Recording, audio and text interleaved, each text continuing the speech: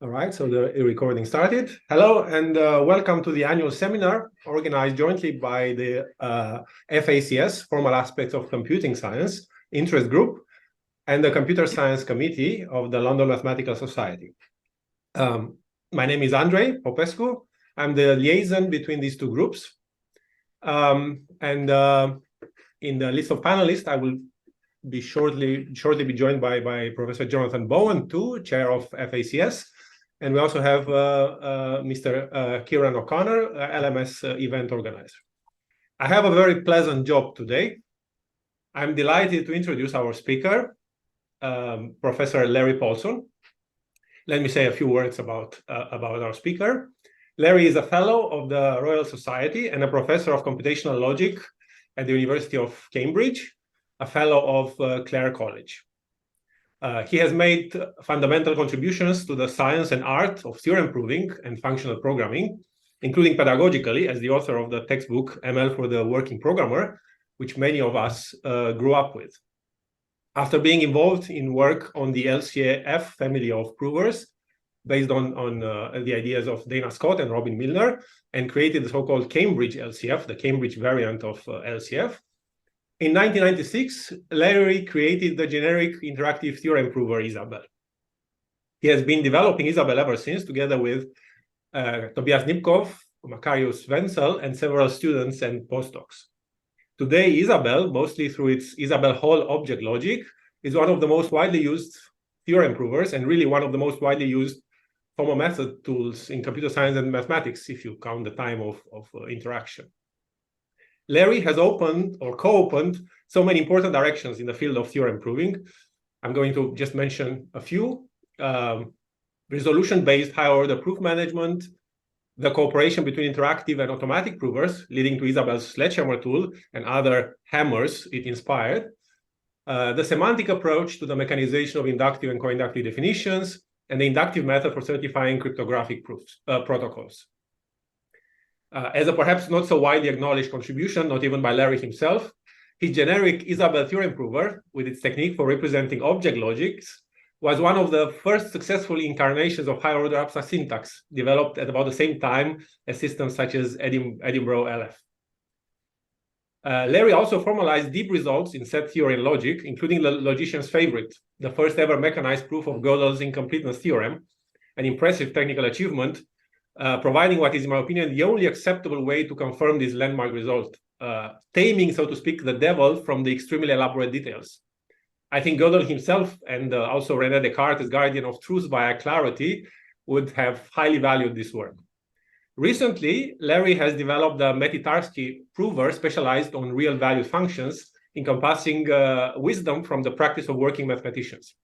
In fact, through his recent advanced ERC grant, Alexandria, Larry, together with his team, was able to pursue in a very focused manner what I would say was his long-standing commitment, making theorem provers capable of tackling state-of-the-art contemporary mathematics and turning them into tools that will eventually support the day-by-day creation of mathematics, of mathematicians.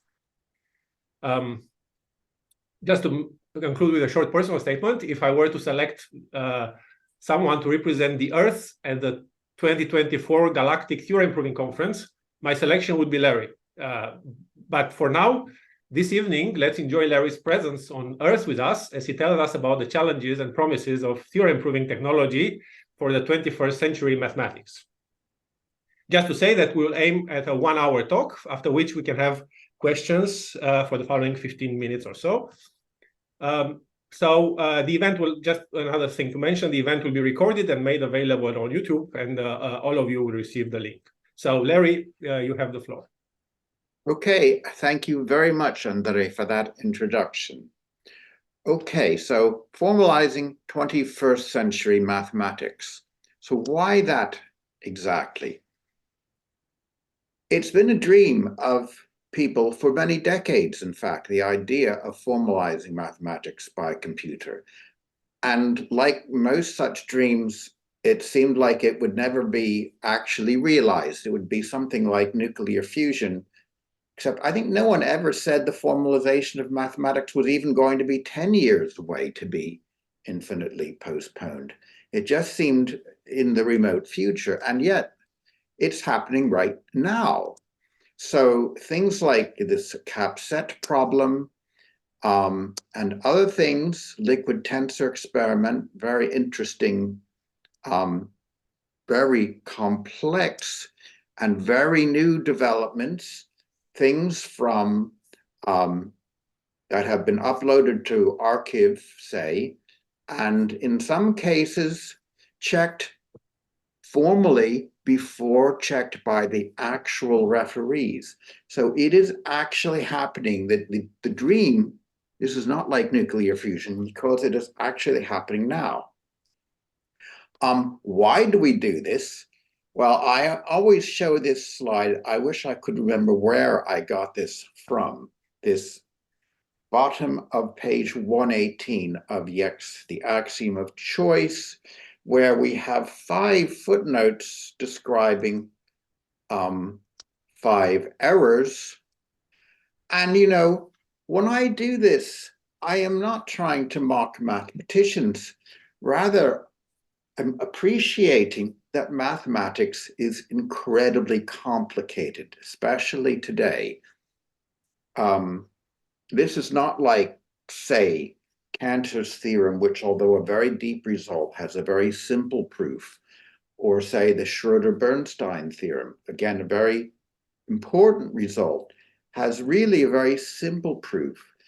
We don't live in those times anymore. So things are incredibly complicated and software can help.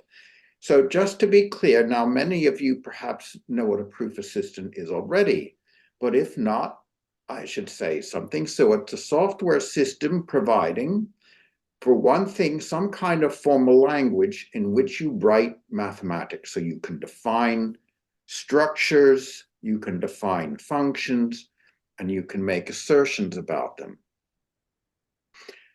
And you also need a language in which proofs are going to be expressed. Now, at the very bottom, there's going to be some formal calculus, something analogous to first-order logic, but usually first-order logic is regarded as too weak. But some formal calculus, and we really are going to be reducing mathematics all the way down to that level. You will normally not actually work at such a low level because your proofs would never be finished. So you need some kind of powerful automation where you can give higher level commands like simplify this, or run a theorem proving procedure that will prove simple consequences of things. And one such command that might replace hundreds or thousands of low-level inferences. And so there will be a language provided to you in which you can write these proofs or these proof-generating directives, we could say. Of course, you need a nice user interface that you work through this to help you manage your big development. And to do mathematics today, of course, there'll be huge amounts of background material in the form of libraries which should be made available. It's worth mentioning, perhaps, that this sort of software was originally developed for the purpose of verifying software or computer systems, and the application to mathematics came later. Now, there are 2 main kinds of formalisms used. What I am talking about mostly is higher order logic, also known as simple type theory. It's a very simple, weak formalism.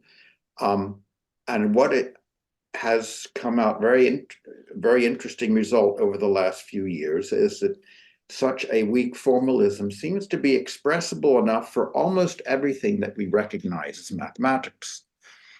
And because of its simplicity, getting good automation is relatively straightforward. There are stronger formalisms that come under the heading of dependent type theories of various kinds, most of them based on the Ueco calculus of constructions. This system, although it does not look at all like axiomatic set theory, turns out to be slightly stronger than ZF. And it's the basis of lean, which is the thing in which many things are being done at the moment. and also Koch, Agda, and some other tools. Now, some will say that in formalizing mathematics, we are sucking the soul out of it because we're evil or something. But this is not the case. Why do we formalize mathematics? Well, the thing is, mathematicians have always been doing this. So when Euclid unified numerous schools of Greek geometry within a single system, that was a formalization of it, not formalization as we regard it now, but putting it under this uniform set of axioms is part of the same project.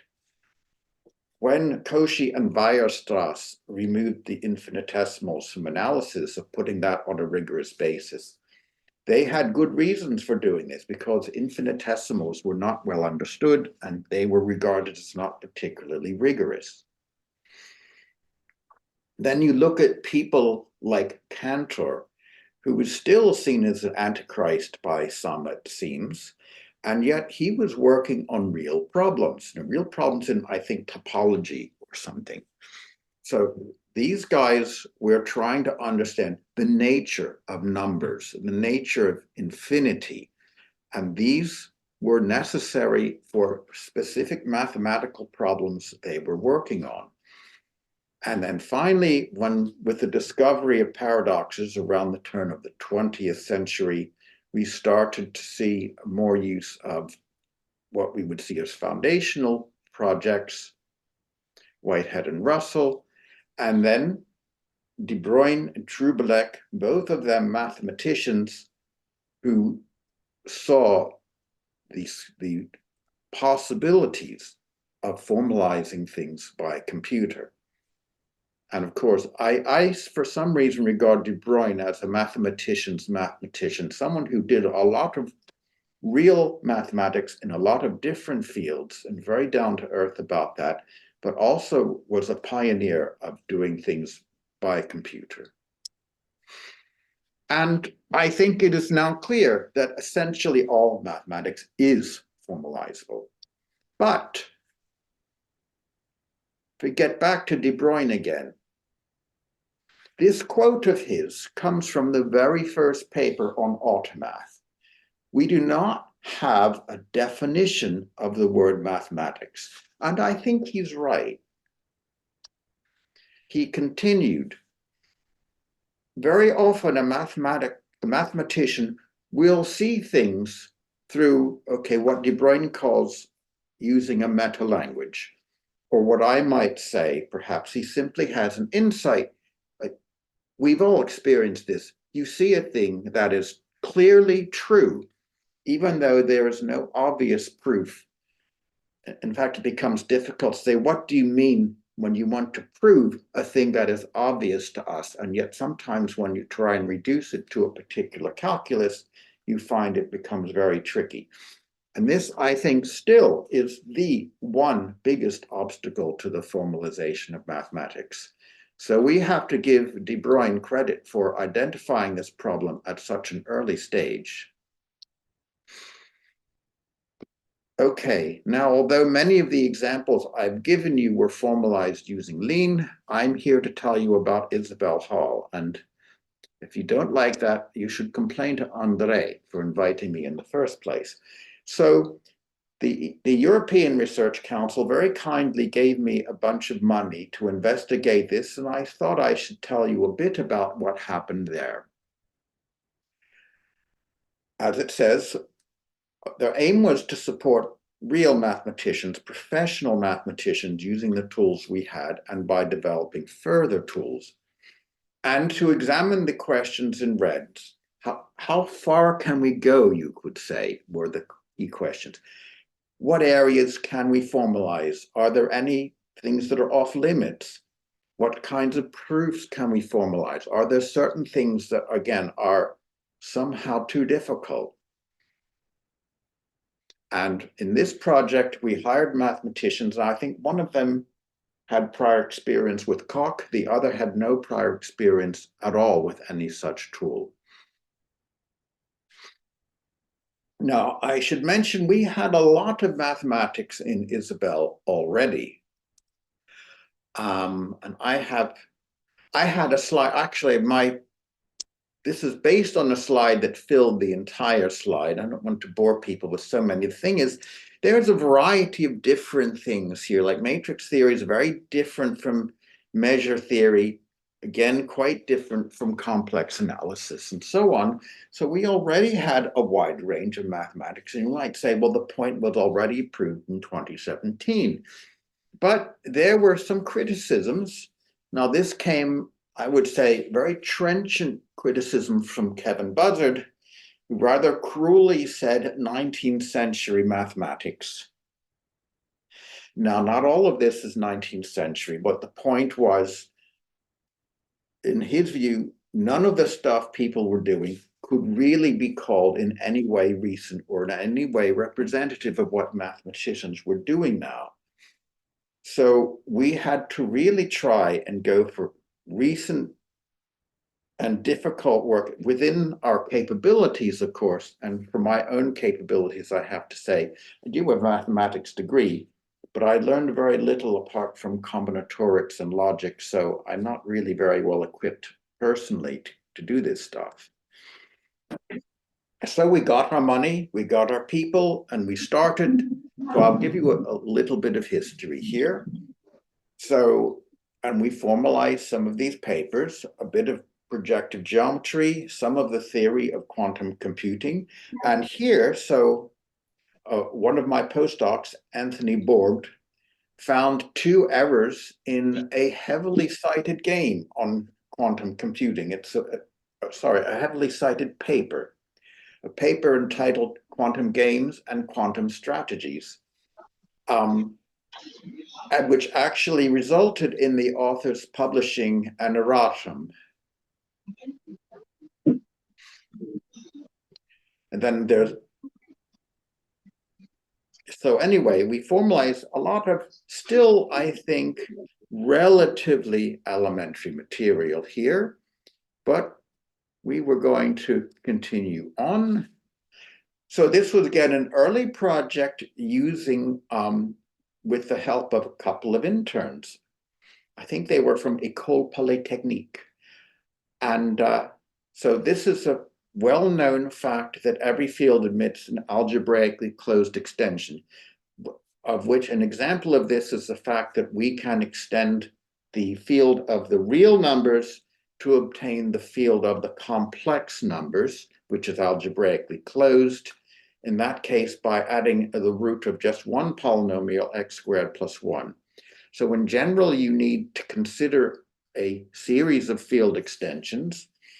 So it seems like a non-trivial proof, and the two interns managed to find a construction using Zorn's number. Well, clearly they used an existing proof, but they managed to squeeze it into our formalism. I was not at all confident in 2019 that this kind of series of field extensions was a thing that could be formalized in Isabel, far less that it could be done by a couple of students. And this was the very first time this result had been formalized anywhere. Now, a couple of years later, Experimental Mathematics produced a special issue devoted entirely to the formalization of mathematics. And I was very happy to see that we took up half of it. So what did we publish? One paper included formalizations of two papers on basically infinite series and irrationality. Another of our papers was on ordinal partition theory. So this is basically infinitary combinatorics, basically infinite generalizations of Ramsey's theorem to transfinite ordinals.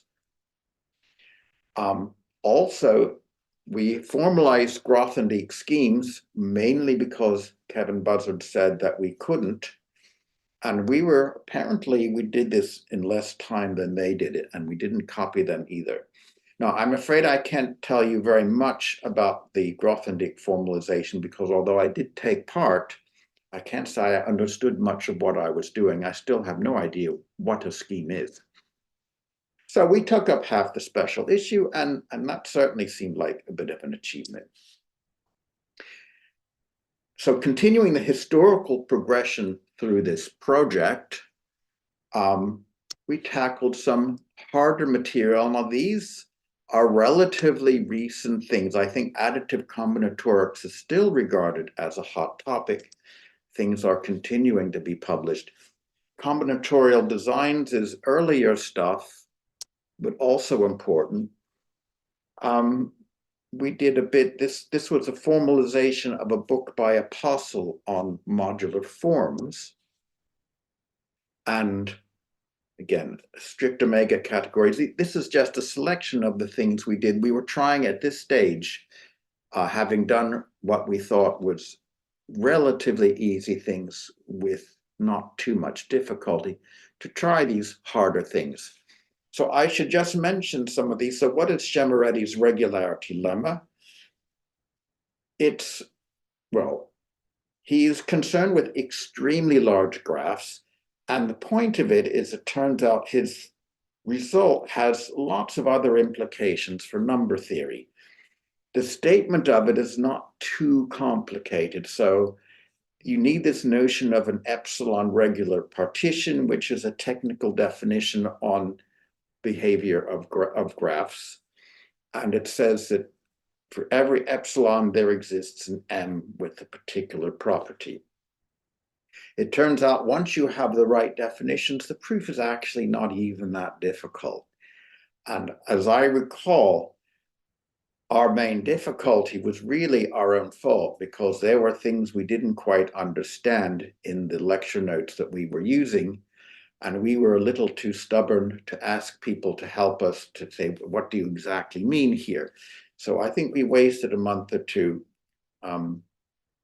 Even so, the project only took a few months, I think, to get this formalized, followed by one of its consequences. This Roth theorem on arithmetic progressions says that if you have, in effect, a sufficiently large set of integers, then it must contain an arithmetic progression, by which I mean here something like 5, 7, 9, where you have, you know, a progression of numbers separated by the same amount, but just of length 3, 5, 10, 15, that kind of thing. Excuse me.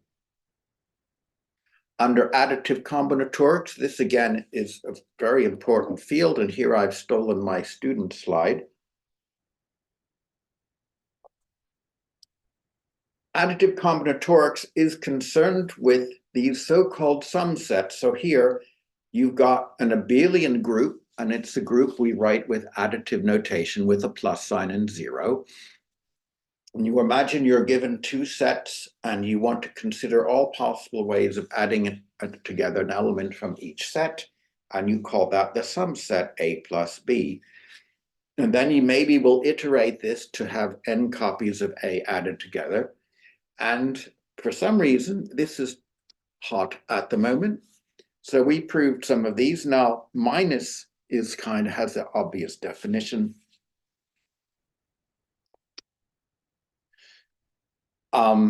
This is talking about the cardinality of NA, and it turns out that for sufficiently large n, the cardinality is exactly a polynomial. Now, me being a computer science, I thought it said bounded by a polynomial, which would be a lot easier, but in fact, it is exactly a polynomial.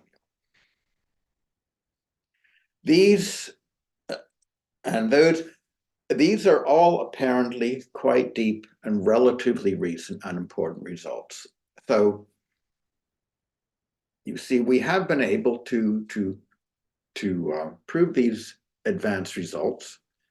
I was certainly happy about that. Continuing, my student Chelsea Edmond, who was facing her viva very soon, focused on a thing in combinatorics known as block designs and many related combinatorial structures.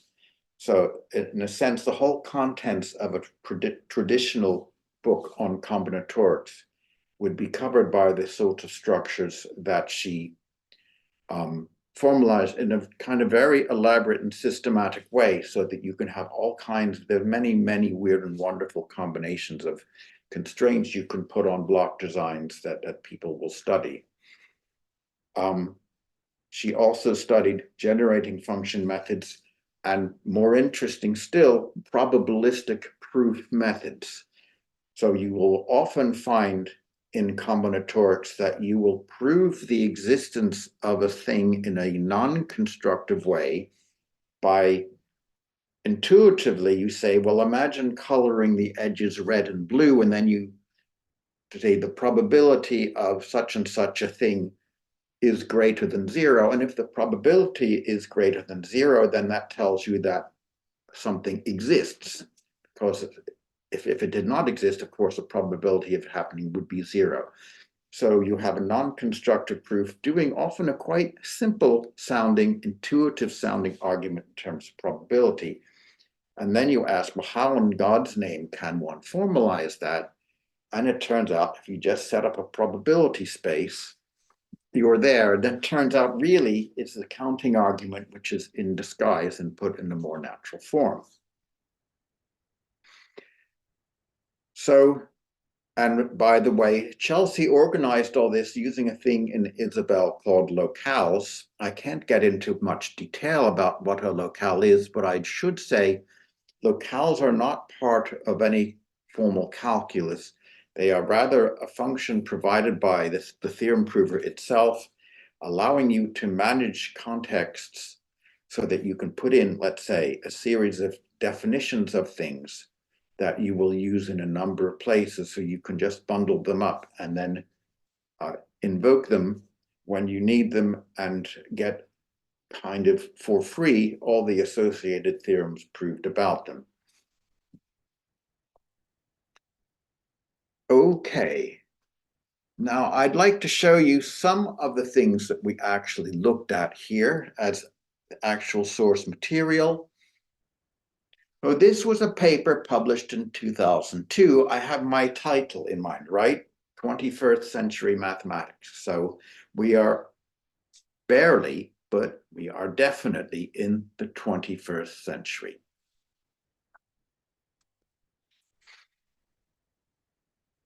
This, I think, don't remember the exact year. It's the 60s, I believe. As I said earlier, ordinal partition theory is a generalization of Ramsey's theorem in set theory. It is very abstruse stuff. In fact, it is so abstruse that this paper, which was 5 pages long, had basically the entire main theorem, the entire proof was incorrect, and they had to publish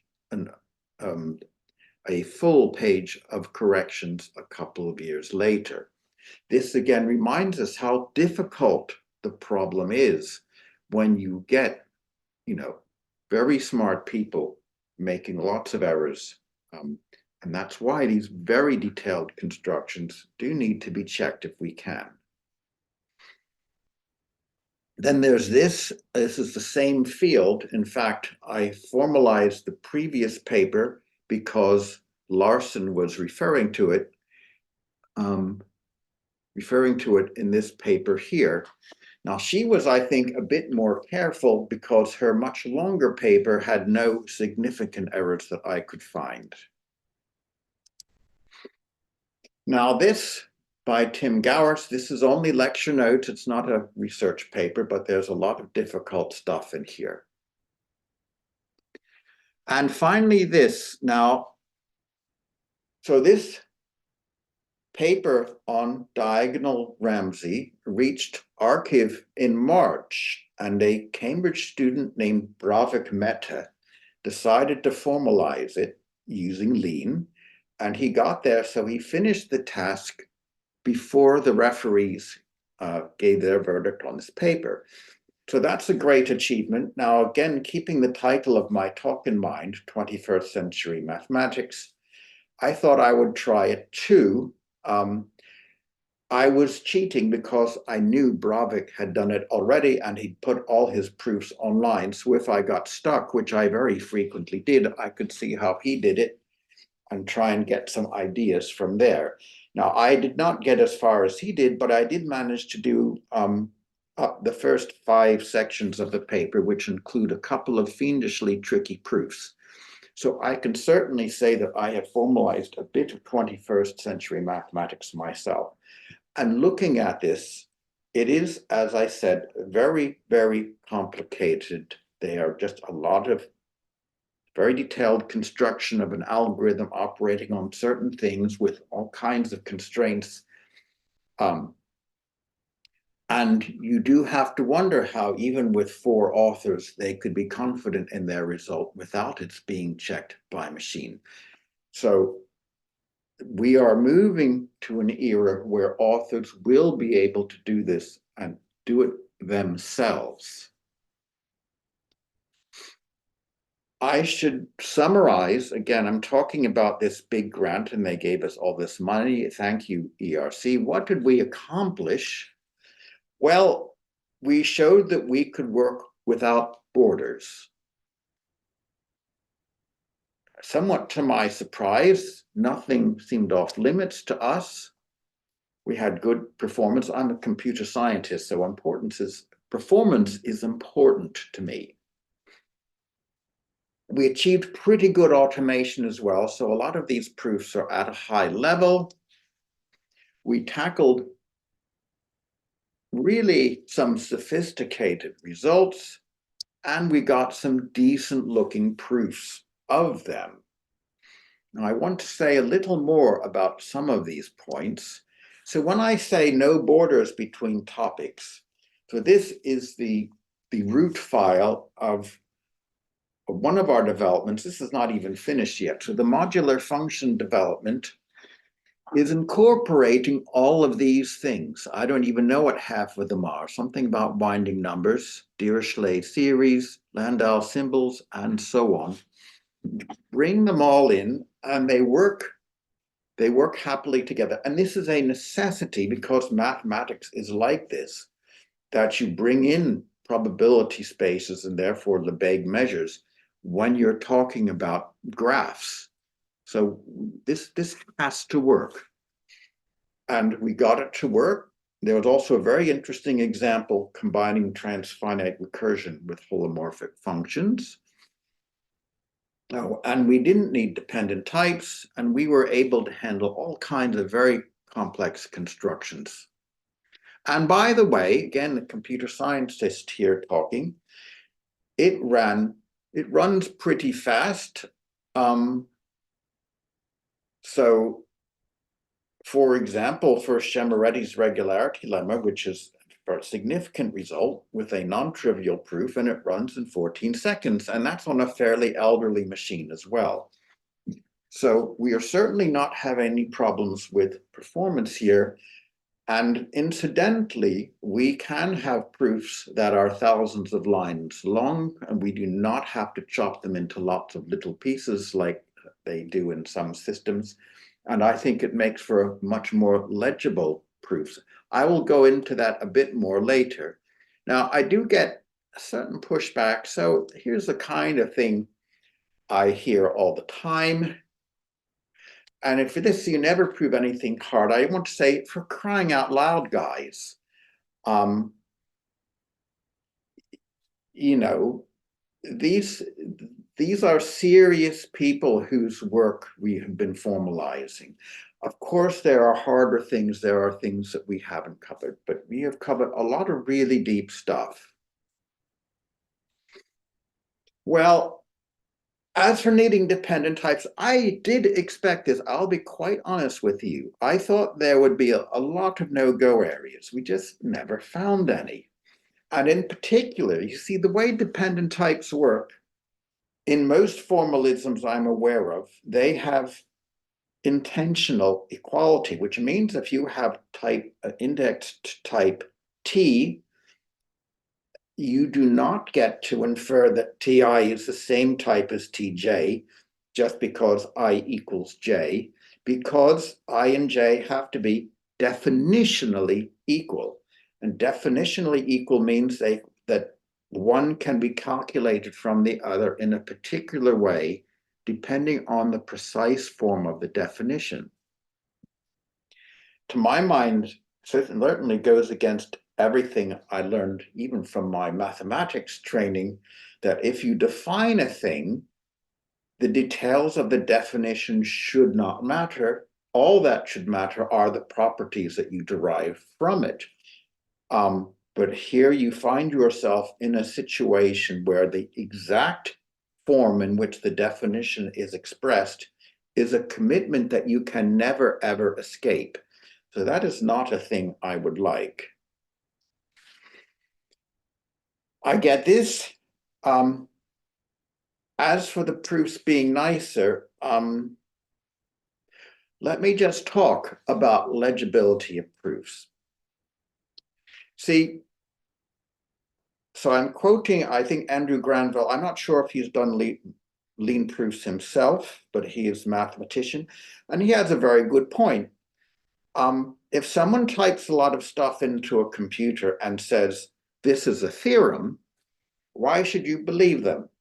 Now, those of you living in the UK and not living under a rock will have heard of the Horizon scandal, a thing involving the UK post office and the prosecution of hundreds of postmasters for allegedly stealing from their post offices. The evidence that they had stolen huge amounts of money came from a computer, and the claim made by the post office was the computer is always right, and therefore these guys had stolen all this money, even though there was no evidence of the money anywhere, no fancy cars, no expensive holidays. So we know now, I think, that you cannot simply trust a computer. And that is why you need a proof, turning back to our own subject, a proof you can read yourself. So if you look at this, this is obviously a trivial fact that tells you that if you are summing up a particular function over two different ranges and you subtract one from the other, then you can express the result as a single summation as shown on the left side here. Now, if you look at the proof, of course it's code, and we need to accept our formal proofs are code, and nevertheless, you can see something here, some kind of assertion is being proved. This says for every I less than or equal to n minus m, there exists a k such that something. This next line is about the identity of two sets. This is basically 0 up to n minus m. That is m up to n. And this funny thing here is the function to subtract n.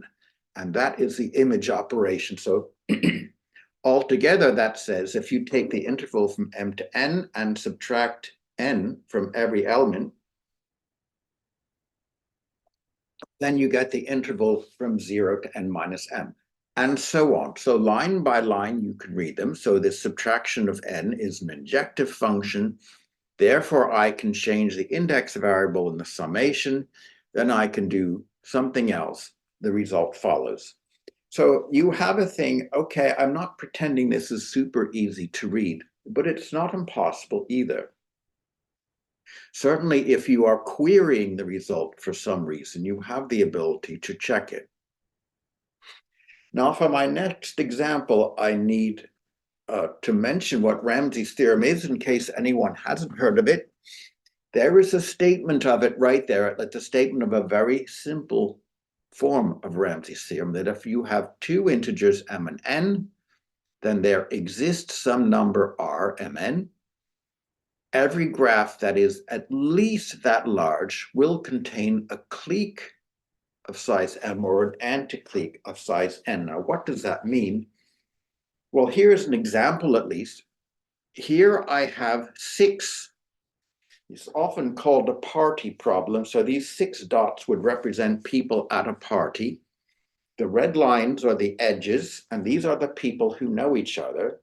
Now here, almost everybody knows everybody else at this party, and yet there are three people who do not know each other. So these are the dotted lines. In blue are the people who do not know each other. So this is an anti-clique or an independent set. So for the case of 3 and 3, that is R of 3 and 3, happens to be 6. So if you have 6 people at your party, there will definitely be either 3 people, each of who know each other, or 3 people who do not. And this result generalizes, in fact, to every M and N. In fact, you can even generalize it to higher dimensions and so on. You get a very powerful theory, but I mean, that's for another time. So that's Ramsey's theorem. Now, here's an example. Here we are proving that the Ramsey number of m plus 1 and n plus 1 is greater than m times n. To prove it, all we need is one counterexample. I need just one graph that does not have the requisite clique or anti-clique, and this will be proved. So how do we do it? There's a fairly obvious graph that we can use. What we're going to do, the vertices of this graph will be pairs of integers, x, y, and we will put an edge between every two vertices where the second component is the same. So here's a picture. Now I do need to clarify, there are edges not just between the ones as connected, as shown on the slide, but edges between all pairs of vertices on the same level. So if you accept that, then you see that the cliques, if you like, the largest cliques, are the red things you see on the slide. And you can see if the width of this thing is m, there clearly cannot be a clique of size m plus 1, because it's just not there.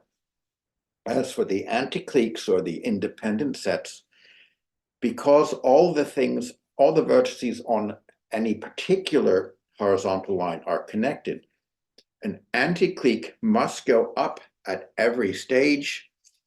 And so equally, an anti-clique is limited by the vertical height of this thing, and so there will be no anti-clique of size n plus 1.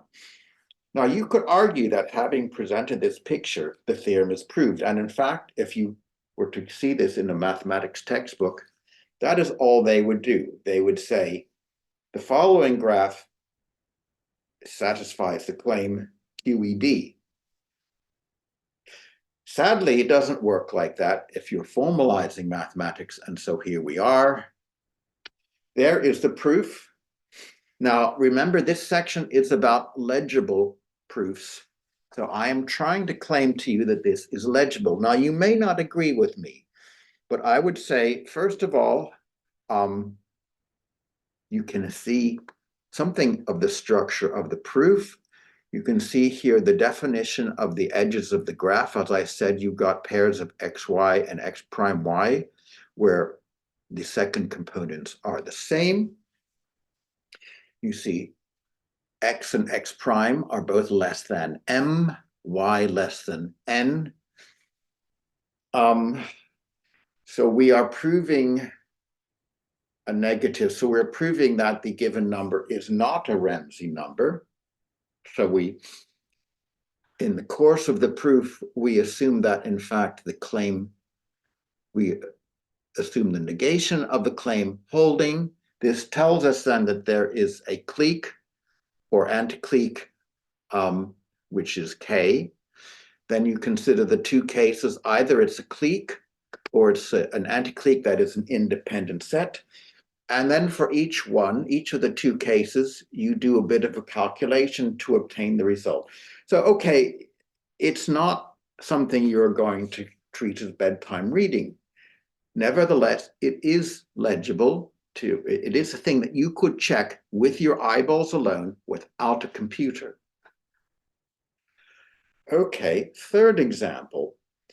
Dirichlet's approximation theorem is a relatively elementary result. It's about approximating a real number to a given accuracy by a rational number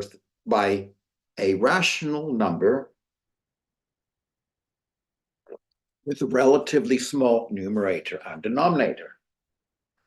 The proof is basically by the pigeonhole principle. So you take the fractional part of your real number, you generate n+1 real numbers, and you stuff them into the unit interval, which you have divided into only n parts. So by the pigeonhole principle, one of those sub-intervals will contain two of these points. You do some calculations and the result follows. So here you have a proof. As I say, of course, it's an elementary proof, but it's not a trivial proof. And here is what it looks like. That's half of it. So I'm not lying to you. This is the first half. You can see, for example, there we're declaring a function generating the n+1 fractional parts. And this line y is the n subintervals of the unit interval. Here we are looking for a contradiction from the claim that there are no clashes. Then here we are working out the pigeonhole principle, basically. And that is the entire rest of the proof. So a thing which in a textbook took about 2/3 of a page is this much formal material, so it's not too bad. And you can read things. You can say here, at this point, we've obtained x and x prime with the following properties, and so on. Okay, why am I making such a big deal about this? Well, if you can read your proof, it's not enough to say true. You want to know why it's true. You want to know maybe there are relationships between the proof of this result and the proof of some other result. Speaking as a computer scientist, it's nice to be able to grab things from one proof and stick it in another proof, or to look at the proof and say, actually, this construction is a general one. I can remove it and I can turn it, make it into a lemma, or I can maybe make a definition, even make a small theory of something that is useful for proving things of that sort. But to do any of those things, you need to be able to actually eyeball your proof. And as I said earlier, if you don't trust computers and you don't trust software, and you shouldn't really, you can read them.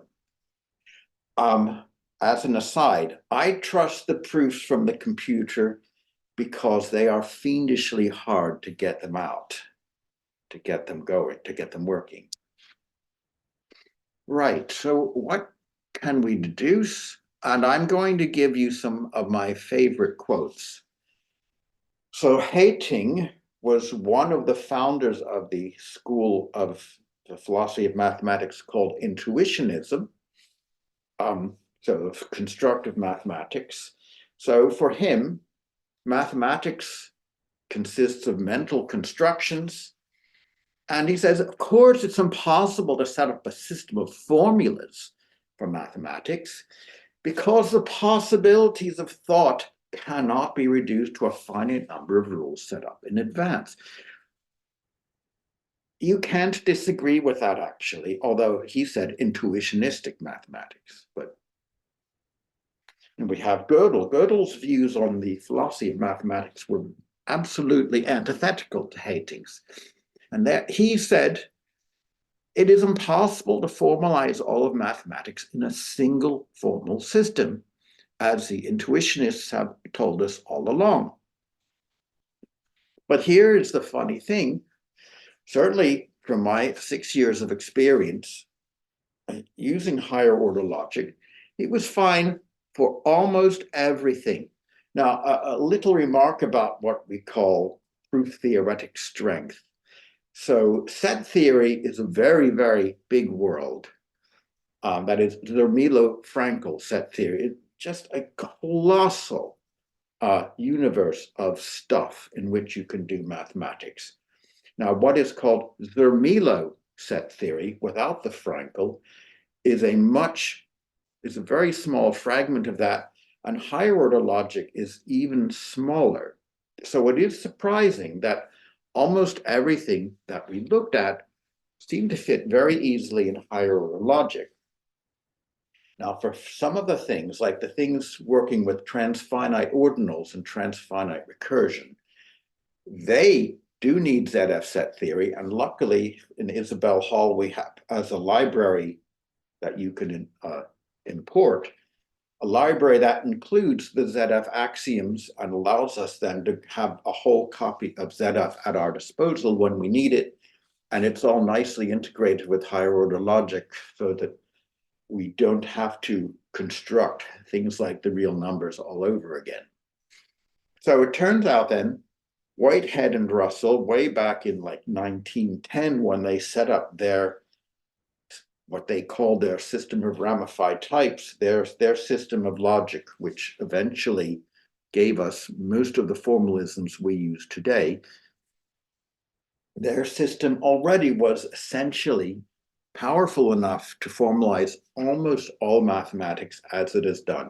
Even very elaborate things like schemes do not go very high in this set theoretic hierarchy. So we found that if we just tackled a thing and kept going, we could get our proofs done. But I will admit, mathematicians find these things hard to use, and they are hard to use. And by the way, I don't think it's because they are badly designed or anything of that sort. It's because we're dealing with really difficult things. So getting back to the questions that we tried to answer, certainly everything we looked at, we were able to formalize.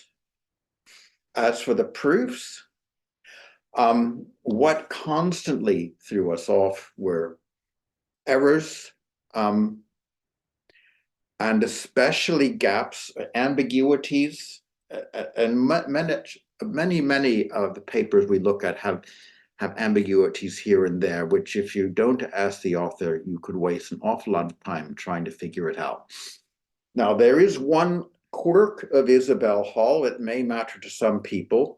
The axiom of choice is built in at a fairly early stage in the development of Isabelle Hall. So if you are an AC-ophobe, you will have a problem.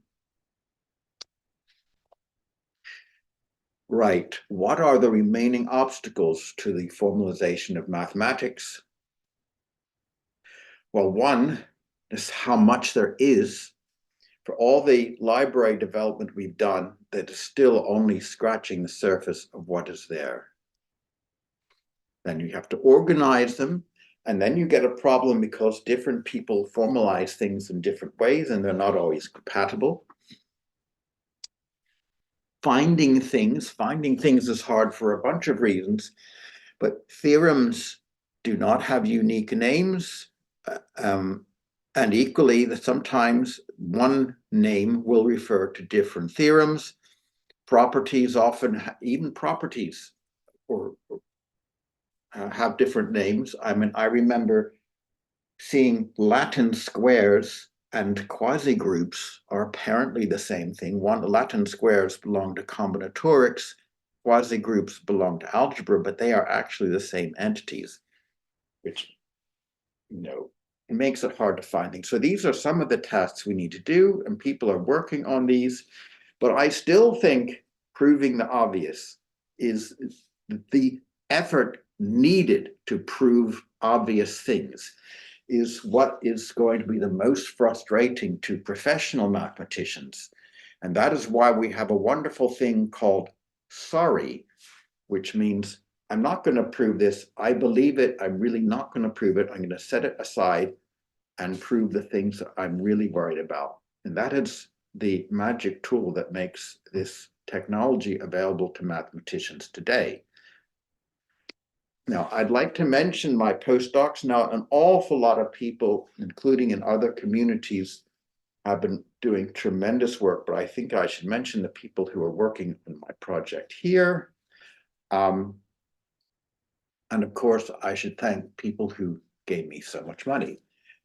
And that is it from me. So I'm happy to take questions.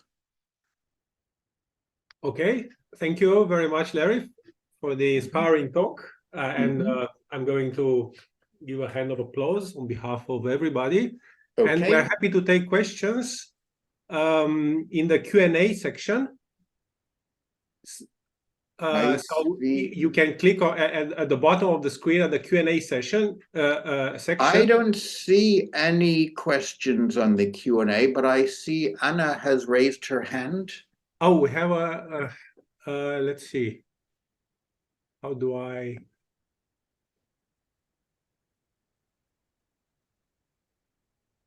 How do we? Let me try. Kira, I may need some help here to enable somebody to speak.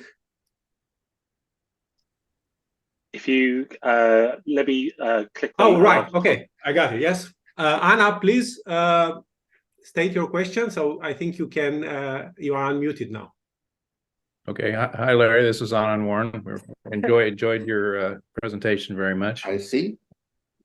We're in Texas right now.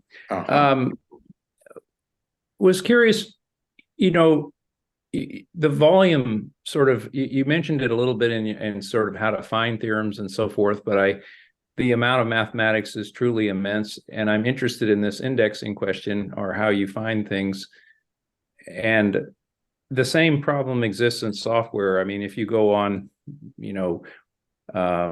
any of some of the code websites where there's previously proven code, not previously proven, I'm sorry, previously authored code that, you might want to search for something because you don't want to rewrite whatever again.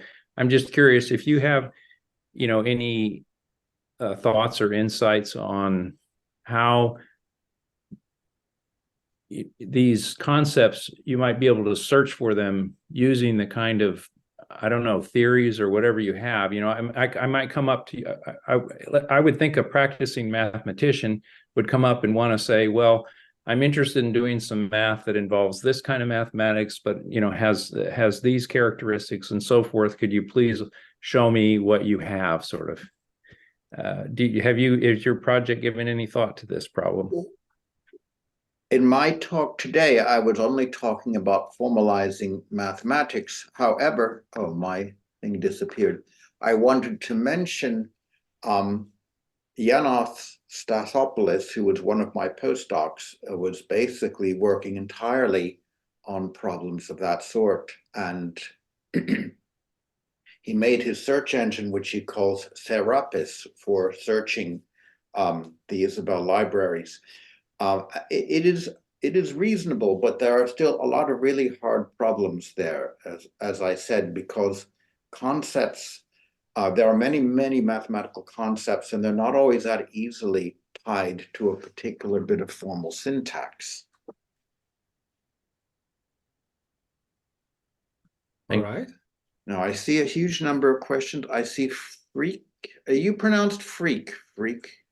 How do I answer live? Okay. Yeah, so that is a question in the Q&A. So I clicked on it to see what it does. So it's a good question. Could AI help prove the obvious? I'm honestly not sure. AI is very good at copying things it's seen before with modifications. I think if someone wants to try that, they should do the experiment. Where we have found AI to be promising is in the field of auto-formalization, where there is a lot of pre-existing material. So if you have tons and tons of formal proofs, which we do, then something like GitHub Copilot can be helpful. But that is not about proving the obvious. Okay. A lot of questions are gathering. Let's now take another question from Simon. So we had a hand raised. So Simon, please ask your question. Hi, Larry. Thanks very much for the talk. I really enjoyed it. Mm-hmm. One question that I had was about abstraction. in computing, we think a lot about abstraction, abstract types. So we put up a barrier so you don't know how something is represented, and we just program in terms of that barrier. And in maths, it seems, I mean, one of the things I remember learning very early on is that you move between different representations, say, of sets, either as a characteristic function or as an enumeration. And that's quite easy, but they're still sets. And in a sense, the representation isn't visible to the proof that you're trying to make. I mean, was that sort of question, did that come up in the sorts of formalizations you were doing, and how did you tackle it if it did? I think I would be more worried if I were using a dependent type theory, because I think that when you have where definitional equality becomes important, it might be trickier to take different views of a thing. I know what you're getting at, though I'm not sure. Well, there is one, in fact, it's actually going back to this Ramsey theory stuff, that there are at least two different ways. They're not very different, but two different ways of characterizing a Ramsey number. One is in terms of graphs with the cliques and the anticliques, and the other is in terms of functions and what they call monochromatic partitions. And it is essentially the same thing, but it looks quite different. And it is analogous to characteristic functions versus sets. And yeah, I use either of them in this particular thing that I have been working on. You use one or the other as you like it. All right. Thanks. So let's make more progress through the Q&A list. We have a question from Emil. Dijkstra and others popularized equational proofs. What roles do equational proofs play in your work? What is your experience? I don't think much of Dijkstra's idea of equational proofs. It is certainly true that doing A equals B, chains of that, is in some cases quite convenient, but his attempt to do logic in that way was not successful, in my opinion. He was certainly correct to say that if you write out proofs in natural deduction, you will be writing for a very long time. But we don't do that. The computer is doing proofs very close to proofs by natural induction. It's not writing them out. And Dijkstra's style was never intended for automation. So we do use equations. Certainly you get all kinds of mathematical identities like x plus y equals y plus x and so on. And yes, that kind of thing we can reason about automatically and quite efficiently, but it only doesn't go really much further than that. All right. Another question from Egan. So Egan, please ask your question. Can you hear me? Yes, we can. Yeah. Okay, I have a remark to the quote from Heiding, which I found interesting. There is a very similar quote from Jon von Neumann on Hilbert's project on Beweistheorie. And that paper was written before Turing and Church proved undecidability. And Jon von Neumann noticed, let me read it from the decision problem book where I have put this note. Von Neumann says, the undecidability is even conditione sine qua non for the contemporary practice of mathematics, using as it does heuristic methods to make any sense. The very day on which the undecidability would cease to exist, so would mathematics as we now understand it. It would be replaced by an absolutely mechanical prescription by means of which anyone could decide the probability or unprobability of any given sentence. So this idea of mathematics being something which is more than even one of many formal systems is already there for hundreds of years. So that's what I wanted to clarify. So Yes. the idea of fighting for intuitionism is very similar to what John von Neumann thought about what mathematics is.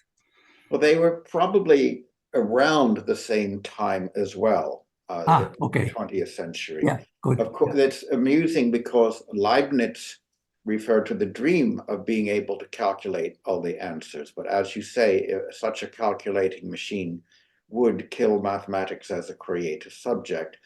Not entirely. As I like to stress, the genius of mathematics does not lie in the proofs so much as it lies in the definitions. So, for example, Shemeretti's regularity lemma, when I look at the proof, I see some relatively straightforward things involving summations. But the question is, where the hell or how the hell did he come up with the definitions which led to the proof? So even a calculating machine that proved all the theorems would not create the definitions which are the soul of the work. Yeah, okay. I forgot to say thank you for your talk. I found it very interesting. All right. Thank you. So back to the Q&A list. Michael asks, is there any development to formalize results in reverse mathematics? For example, relationships between the big 5 subsystems of second-order arithmetic? I'm afraid that goes right over my head. I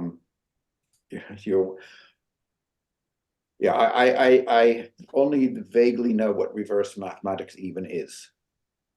All right. Question from Anonymous. Can you expand a bit on the difference between simple type theory and dependent type theory? That's a far-reaching question. This is a very big subject. Typically, in dependent type theory, your types can take parameters and therefore you can express families of types very easily.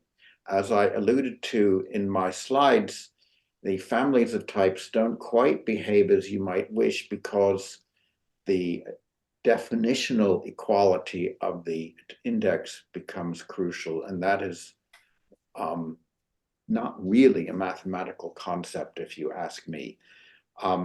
When we are working in simple type theory where we do not have families of types in that way, you typically would need to take a large enough type from which you can look at typed sets within that,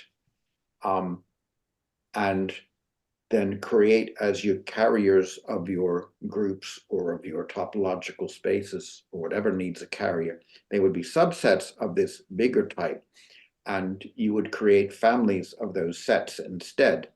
And of course, you will have equality doing the right thing there because we're working in an extensional system. Okay, a question from Nikolai. Any major bugs found in math libraries? I guess in the math results that you have formalized, you touched upon a little bit in the talk. I mentioned errors found. We don't tend to find many errors. And another point I'd like to make is that although we find errors in proofs, they are usually trivial, and we almost never find claims that are flatly false. So even when the proof is incorrect, the claim is true, and that is a sign that mathematicians not really working with proofs in their heads. They know, they see what's true. And that is astonishing. Okay, just a quick follow-up from Freyk. His name is pronounced Freyk, the Dutch version of Frederick. So I want to say this, but I was afraid that I would mispronounce it myself, but now I did it. Now, Sergey asks an example of de Bruyn's note about using meta-language. Example for it. Well, I thought I did already. In what de Bruyn meant, I'm not sure, but I thought he meant that you could perceive the truth of something like the Ramsey number from the graph I gave is kind of obviously following. In fact, you'll find in many proofs For example, if you look at a proof of Gödel's theorem where they give you the encoding of various syntactic operations, then you might say, wait, where is the proof that this encoding actually performs that syntactic operation? And it's omitted because it's obvious. And yet some of these proofs are not entirely trivial, yet they are obvious enough. I'm not sure that De Bruyn was referring to anything much more than that. Okay. Just to say that if we don't manage to go through all the questions, we will collect all these questions, and we can also follow up with this. So one question is about providing some references. I'm going to postpone this one. I really, Anonymous says, I really enjoyed your talk. This may not be related to content, but as a teenager, okay, we have a question from a teenager. I want to ask what I should focus on as I study mathematics in the future to be a great mathematician. Okay, I have no idea. Yeah. I'm not a great mathematician myself, so how could I possibly answer that question? Or let's say to be a reliable mathematician, maybe we can slightly rephrase. Am I a mathematician? I suppose I have to count them. I have no idea. Just enjoy yourself and find things to study and learn and be curious and all that. Okay. So let's switch to a voice question. We have a question from Margaret. Margaret, please.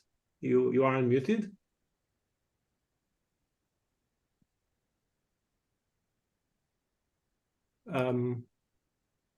Okay. There is a connection problem. Kieran Dune says, can you say something about homotopy type theory and its univalence axiom? Is there any relationship between what you formalized and that particular formalism? I was merely happy to get funding when I did not say I was going to do that. Now, what's interesting is that in 2016, there seemed to be a widespread assumption that the HOTT approach was the only one. No one is saying that anymore. It is very hard to predict the future because I think in 2016 also nobody would have predicted that zillions and zillions of things would be formalized in lean. It just happened like an explosion. And maybe HOTT will have its day, but we're waiting. Okay. And this seems to be at the end of the list. We have a question about a bet. So an anonymous user has a bet with a mathematician friend. Before this decade is out, a major unsolved problem in mathematics, one from the clay list, will be, for example, will be solved by an AI. So do you have a view on that? I doubt it very much. You doubt it very much? I doubt it very much indeed. It may be solved with the help of AI to do stupid things. But no, I don't expect it will do a big creative act. Okay. So we seem to have exhausted the list. Okay, we have another question from Tadeusz. You use the phrase AC phobic, implying that criticism of excessive use of AC is a matter of personal phobias or ideologies. I can see, yes. But one doesn't need to be an ideological constructivist to acknowledge that hardwiring AC into the entire setup. Anyway, it is a long question. Yes, I see the question here. We are not extracting computational content from proofs in this. We are proving things. The things we are proving are typically not constructive. And this is how mathematics is typically done. We're not talking about things that are computational in any way. But there are certain branches of mathematics, for example, set theory with the axiom of determinacy, in which the axiom of choice is contradicted. And there's other work where you might want to formally study equivalence of the axiom of choice. So unfortunately, that kind of thing cannot be done in Isabelle Hall as it is currently set up. You could do it in the thing called Isabelle ZF, but it doesn't have any of the automation that people like. So there aren't many takers for that. Okay, so we are going to be heading towards the end. Let's take two more questions. Frike says, can you say something about John Harrison's trick to use type variables as natural numbers to do something like dependent types? Did you need that a lot in the work you reported about? Isn't that an ugly hack? John Harrison's trick. It's really useful for certain things. So I don't know how to explain this in a few words, but John Harrison found a way that you can refer to things like R of n, so the n-dimensional Euclidean space, with n being a kind of a variable without using dependent types. And it goes so far, but the problem is that it's absolutely not giving you a proper treatment of Rn, because eventually you're going to want n to vary in a non-trivial way, and then it becomes very difficult. I mean, there's a lot of Isabelle's analysis library is based on what I would call a simply type analysis, and it's unfortunately got severe limitations because you cannot have families of things that you would like to have. And so we have to use different formalizations of things that are more general, and they're certainly not using John Harrison's trick there.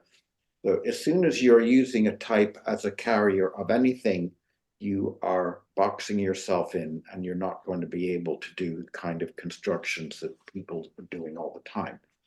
So for example, for topological spaces, we have a general topological space construction that works for arbitrary carrier sets. And that is the kind of thing you would need to use. Okay. And now a final question by Sergey, just to say that for all the other questions, we're going to forward them to Larry, all the questions that have not been answered. Does Isabelle care for compiling algorithms to executable and for the performance of executable code? Yeah, I guess the answer is yes, but maybe you want to elaborate? Well, I'm not really the person to answer this. So there is what we call code generation, is a very simple concept that our language, which is higher order logic, has a fragment that resembles executable code, and one can translate it into the corresponding executable code and run it. But I'm not sure. I think maybe in the future, people are trying to put this on some kind of sound and meaningful basis. But I think at the moment, it is based on an intuitive idea that a certain bit of logic corresponds to a certain bit of code. So there is a degree of trust involved at the moment.